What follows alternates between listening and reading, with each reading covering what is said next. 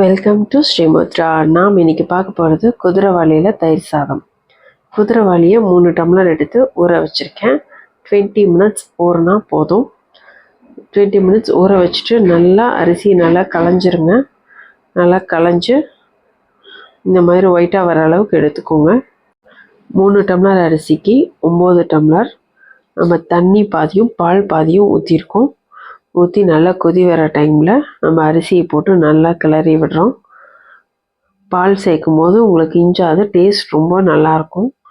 கொஞ்சமாக வெண்ணெய் சேர்த்திக்கலாம். உங்கள் டேஸ்ட்டுக்கு தகுந்த மாதிரி சேர்த்திக்கோங்க.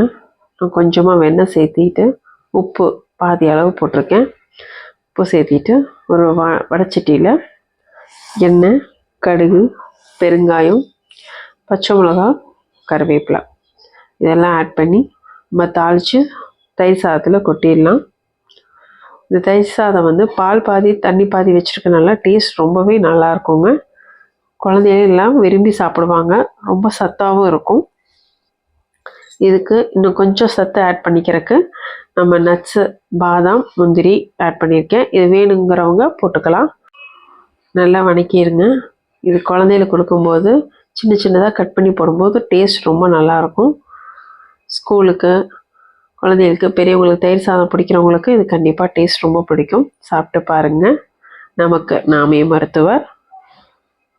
லைக் பண்ணுங்கள், ஷேர் பண்ணுங்கள், சப்ஸ்கிரைப் பண்ணுங்கள். நன்றி.